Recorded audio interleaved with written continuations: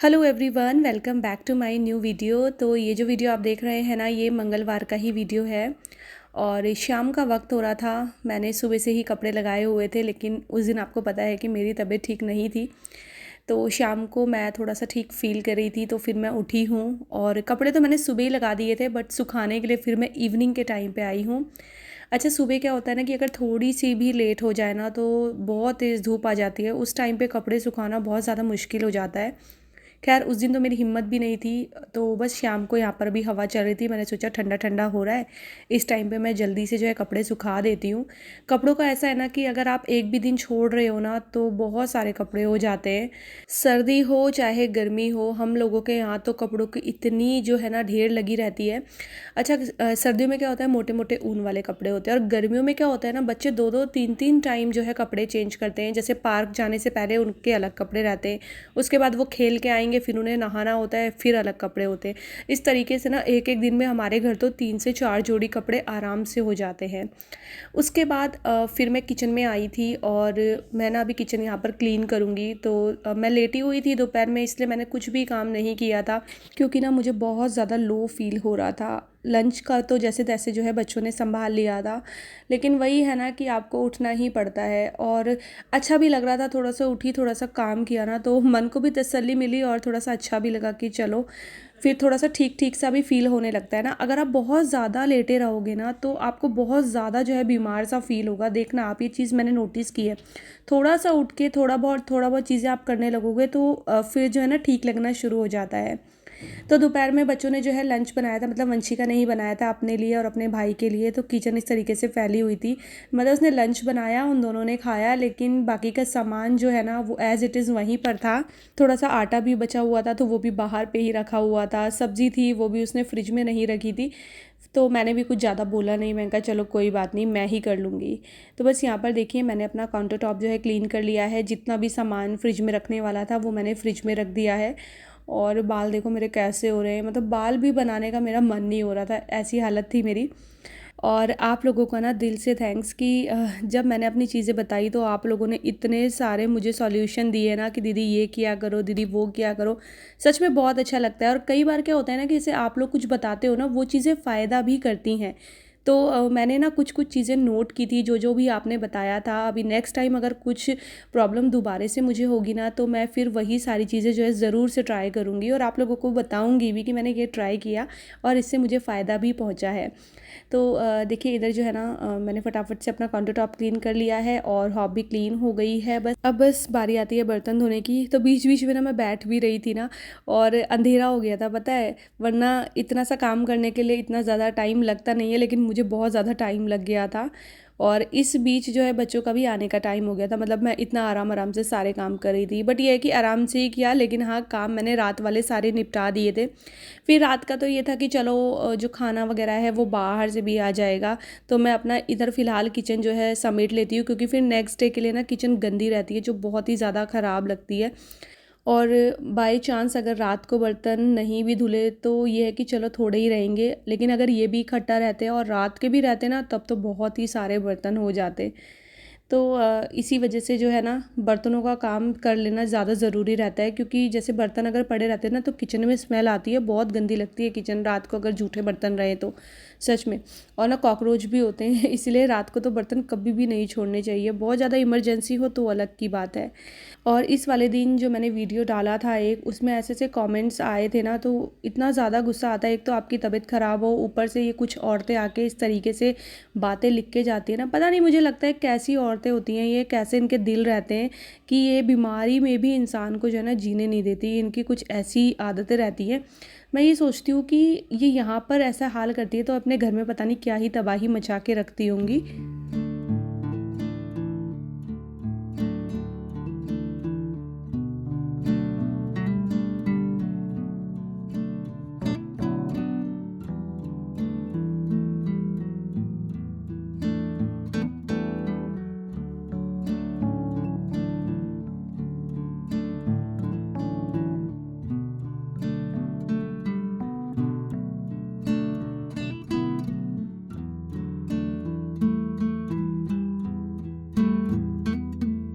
Hello everyone, good evening. तो ये शाम का हो गया है वक्त। हालत देखो, बाल नहीं बनाए सुबह से, मुँह पे कुछ नहीं लगाया, एक बिंदी लगाई हुई है बस।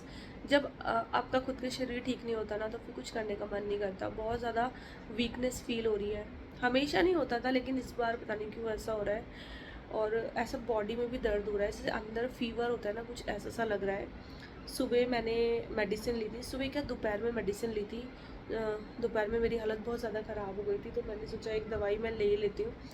तो बस वो लेके और मैं सो गई थी। आज दोपहर में भी मैंने कुछ काम नहीं किया, मैं सो गई थी। फिर मैं सीधे अभी शाम को ही उठी हूँ। अच्छा, आज लंच भी वंशिका ने ही बनाया था अपने लिए और अपने भाई के लिए। लंच क्या बनाया था, सुबह मैंने इतनी सब्ज़ी बना दी थी कि वो का काम चल जाए। लेकिन वही है ना, सुबह तो मैंने बच्चों को खिला दिया था, किसी तरीके से करके नाश्ता करा दिया था, लौकी की सब्ज़ी और पराठे। लेकिन दोपहर में दोनों में से किसी ने सब्ज़ी नहीं खाई। तो इन दोनों भाई बहनों ने ना अपने लिए वो बनाए, चीनी वाले पराठे होते हैं ना, चीनी फिल करके। तो मैं तो सो रही थी, आपस में इन दोनों की जो भी बातचीत हुई होगी। तो बस उसने बोला वंशिका को तो अब आ ही गया है बनाना, तो उसने बना दिए थे। और फिर शाम हुई तो मेरे को चाय दे के फिर चली गई थी पार्क खेलने के लिए, दोनों चले गए थे।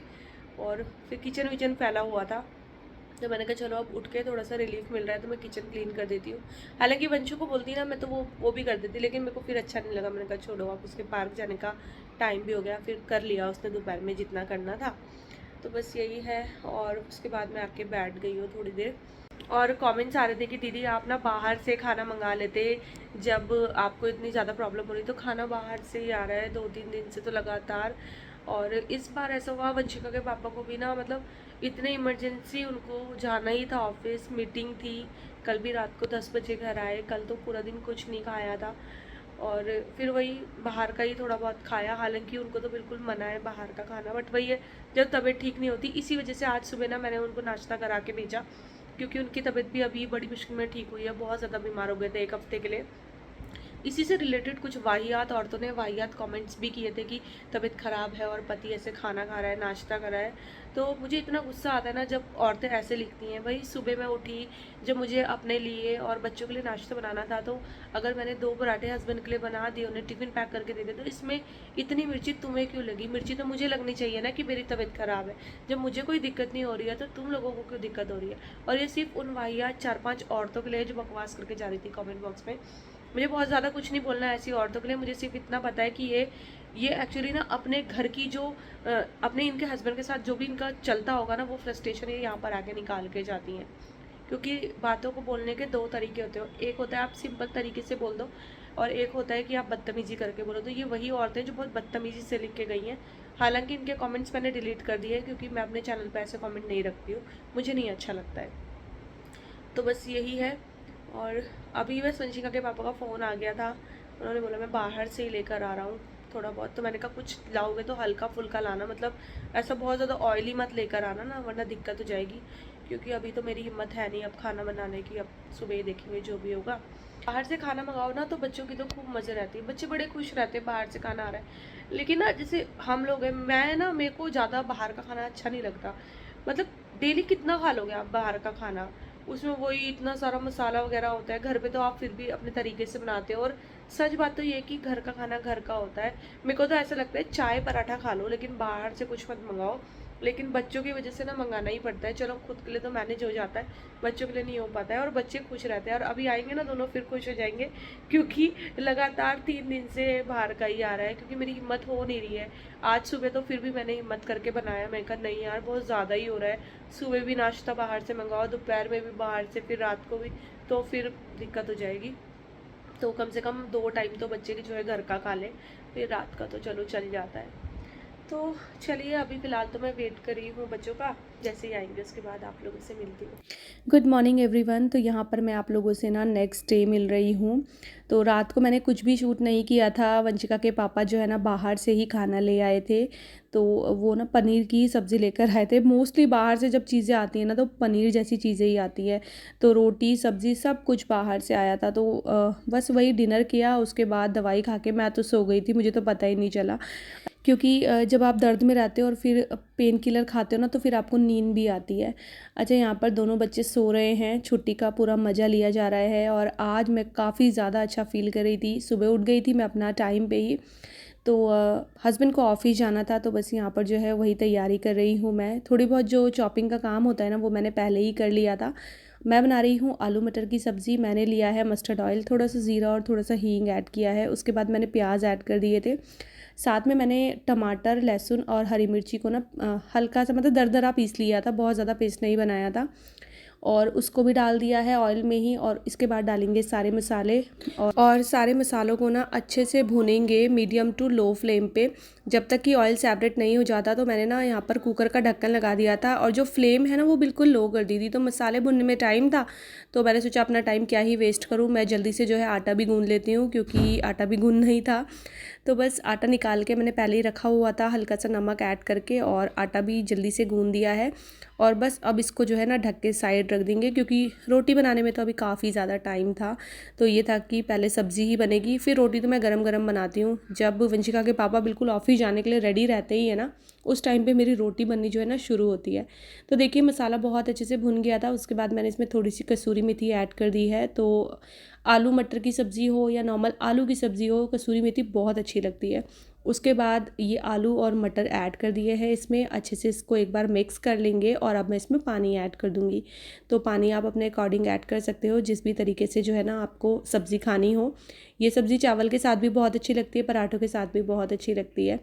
तो बस क्योंकि हमें रोटी के साथ खाना है, तो मैंने इसको थोड़ा सा गाढ़ा ही रखना है, तो कम पानी ऐड किया है। उसके बाद इसका जो है ढक्कन लगा देंगे, और मैं कम से कम इसमें 3 सीटी लगवाती हूँ, तब जाके बढ़िया सी सब्ज़ी बनती है, अच्छे से गल जाती है। तो बस इधर जो है सब्ज़ी में छोंक लगा दिया है, और अब थोड़ा सा किचन समेट लेती हूँ मैं अपना। और जो बर्तन अभी मुझे चाहिए थे ना, वो मैंने साइड में जो है निकाल के रख लिए हैं। जैसे दूध का पतीला, चाय का जो है बर्तन होता है वो चाहिए होता है, क्योंकि इन सब के बाद जो है ना यही बर्तन काम में आते हैं। और बाकी के बर्तन मैं अरेंज करूँगी। और बस इसी के साथ जो है अपने इस वाले वीडियो का मैं करूँगी एंड। तो ये था छोटा सा वीडियो, आपको कैसा लगा ज़रूर बताइएगा। और आपको वीडियो पसंद आएगा तो चैनल को सब्सक्राइब कीजिएगा, वीडियोस को लाइक और शेयर करना ना भूलिएगा। मैं आपसे मिलती हूँ अपने अगले वीडियो के साथ, तब तक के लिए bye bye and take care.